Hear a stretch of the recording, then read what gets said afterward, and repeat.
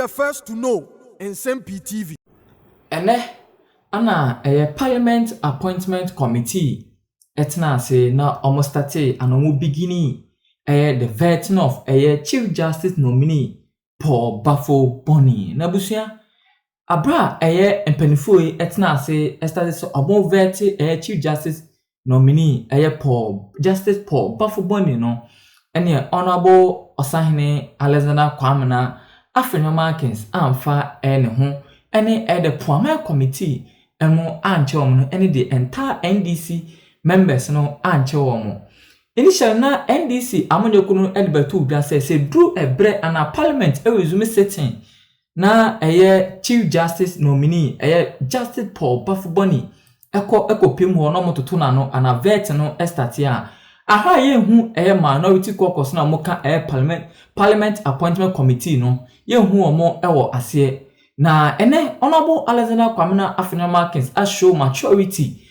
to be amane Justice Paul Baffoe Bonnie ene the Pwamang committee no mom ankasa say na NDC amonyoko no sile na make so mo de tudwa say do say ye vete Justice Paul Baffoe Bonnie ono Honorable Alexander Pwamang Afenyo-Markin ene empenfo maka omo minority no omoka the Parliament Appointment Committee no emetna say envete Chief Justice Paul Baffoe Bonnie na acting Chief Justice Paul Baffoe Bonnie na Honorable Alexander Pwamang Afenyo-Markin the Nsem to dia say minority does not rule out boycott.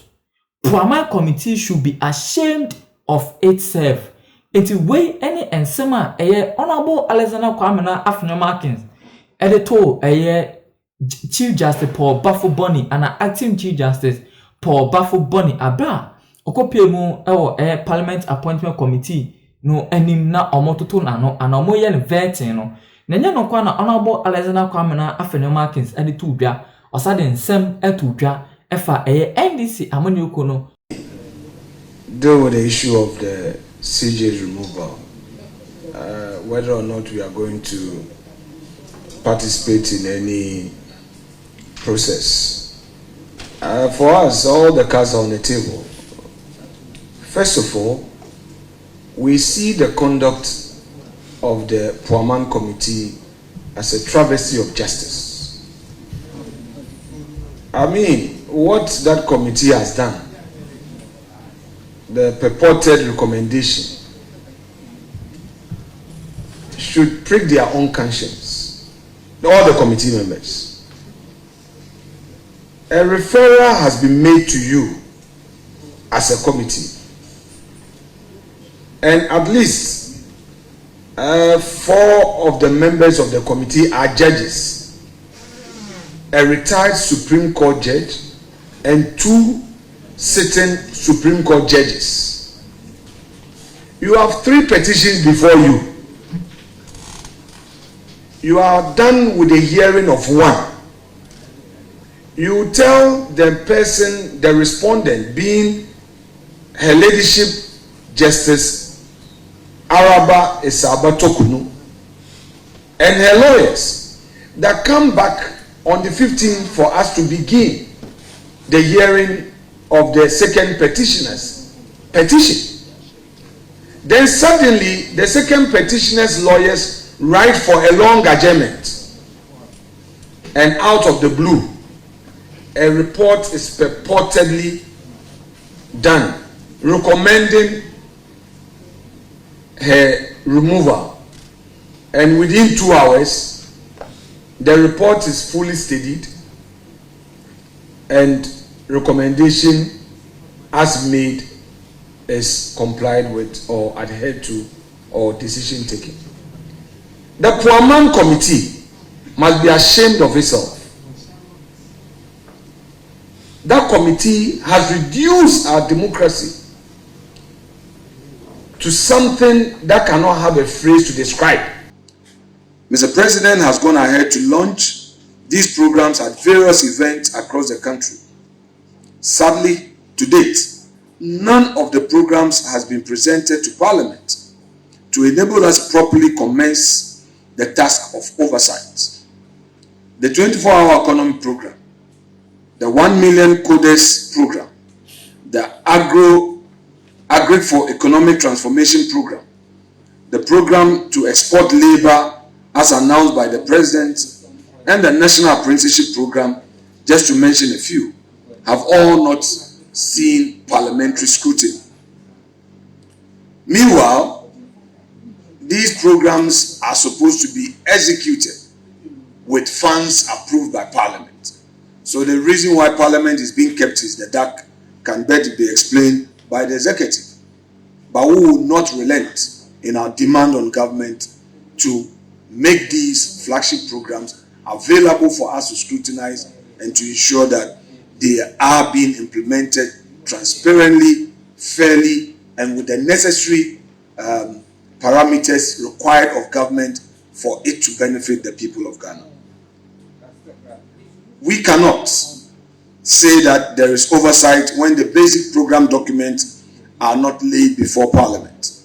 It is therefore imperative that government shows commitment and avails this document to Parliament for proper oversight to commence. So, the Feed Ghana program, April 2025, according to them, it is aimed at modernizing farming to create jobs, cut food inflation, and build agro-industry. Nothing has been seen. The Big Push Infrastructure Program, September 16, 2025, according to them, a $10 billion plan aimed at ensuring that there is roads and then there's national connectivity.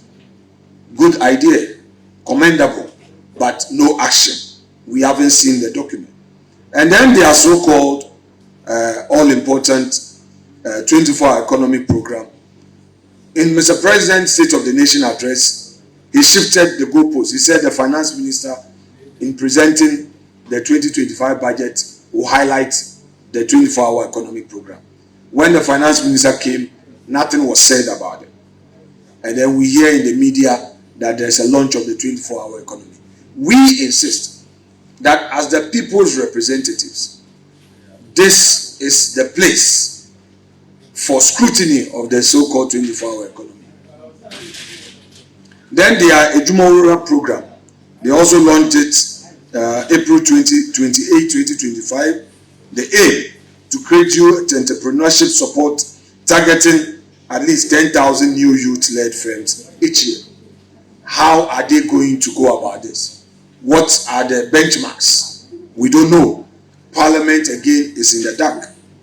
The National Apprenticeship Program is also one thing they launched July 29, 2025, starting with 10,000 apprentices and scaling to 100,000 in 2026. Again, Parliament has been kept in the dark.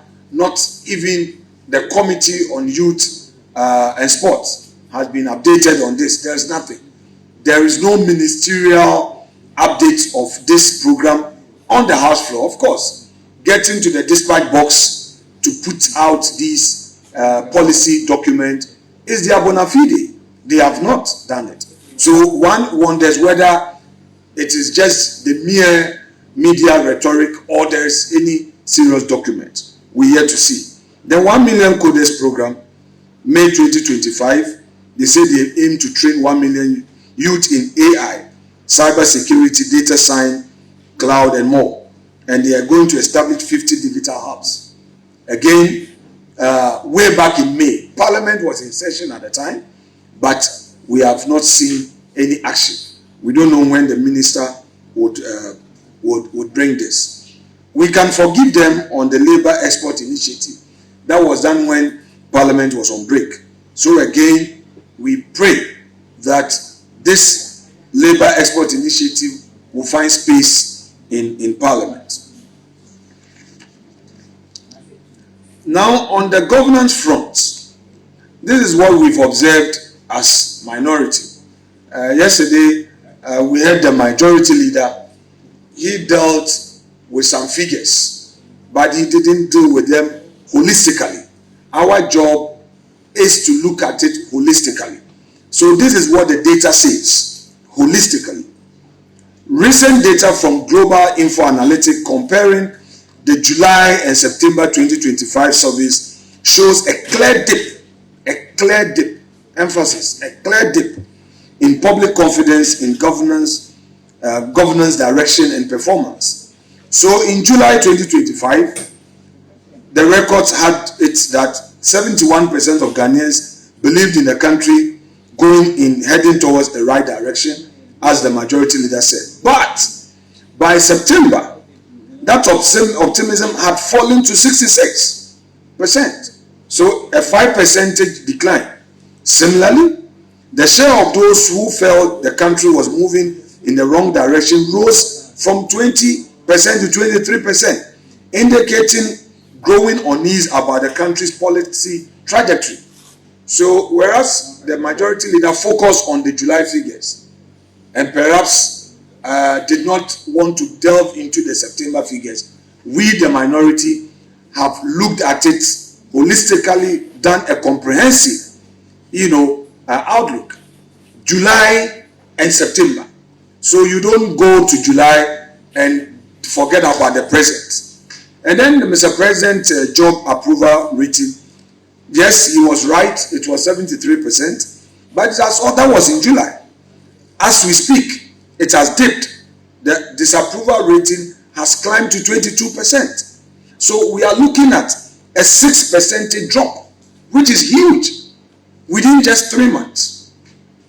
When Ghanaians were asked about government performance, the percentage of respondents who described it as very good or good had declined from 61% in July to 54% in September, while those who viewed it as poor or very poor increased from 10% to 16%.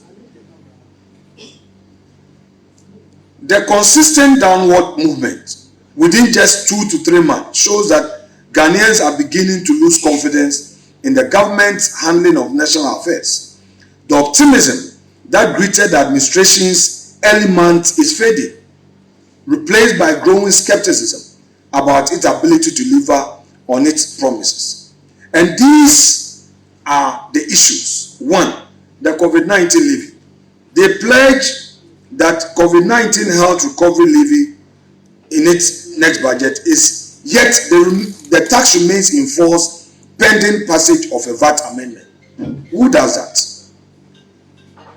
Who does that? They spoke about it in opposition. You come into government and you failing to do that. And let's not forget, when they said the e-levy was not good and they were scrapping the e-levy, they introduced a D-levy, the Doomsday levy. They tried to suspend it, claiming that they were going to consult civil society, but they have since implemented it. And in fact, they have increased utility tariffs twice this year alone, in excess of 5%, 14%. 14%. So you say you are taking e-levy out of the economy because it was a nuisance tax. But in its place, you have burdened Ghanaians with utility tariffs, especially electricity, going as much as 14%. So it clearly reflects what Ghanaians are seeing. Is it a matrical agenda, or however you may want to describe it? But the reality is that Ghanaians are losing confidence in the government. Then the road contractors arrears. They are dealing with only 4 billion out of the planned 13 billion. What is happening? They promised that they were going to pay 13 billion. That was contained in the media review. But they are only paid 4 billion. Many of the roads that contractors were on, they've abandoned the site. So we ask, when are they going to deal with it? Then let us deal with the cost of living pressures.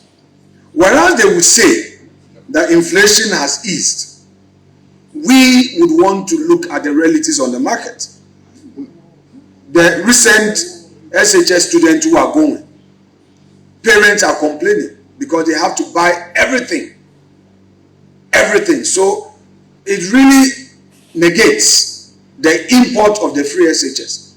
And even how students were placed. If somebody is in Winneba, and then you place the person in Koforidua, or the person is going to Boko, from Winneba to Boko. What is the gain? There's no value in free SHS. So the free SHS placement system that has crashed must be looked at, because it was not the case in the past, and we challenge them. The placement now is so burdensome, where parents complain to the media. It's not the minority that is saying so. Parents have had to complain about how their children were placed.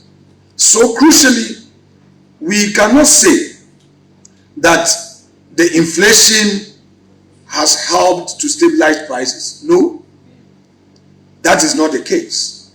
And then if you monitor the opportunity for jobs, we really getting nothing. We have not seen any serious job creation effort. For the private sector, for instance, they came to cancel the 1D, 1F. They say they don't need the 1D, 1F. But the 1D, 1F was a major boost for the private sector. We, MPP, are a center-right ideologists. We believe in the private sector. The private market creates opportunity for the industry to grow so that they can employ more. They are social democrats, center-left. We don't know what they intend to plan. But we cannot say that they have shown seriousness in terms of job creation for the private sector. That is why the Ghana Statistical Service report that youth unemployment is averaging 32% for the age bracket 15 to 24%. High joblessness amidst rising living costs reflect a shortfall in translating the macroeconomic gains to household welfare. Now let's come to the health sector. Health sector workers have been complaining. We know that over 200 junior doctors who are worked for 10 months without salaries and more than 800 who qualify as medical doctors still await posting. In October, we know that Junior Doctors Association threatened a nationwide strike, withdrawing outpatient and emergency services to protest these delays. Similarly, we know the nurses and midwives have also protested 8 to 10 months of salary arrest, forcing management promises by revealing poor workforce financing. Again, this cannot be said that a reset government that is making things anew,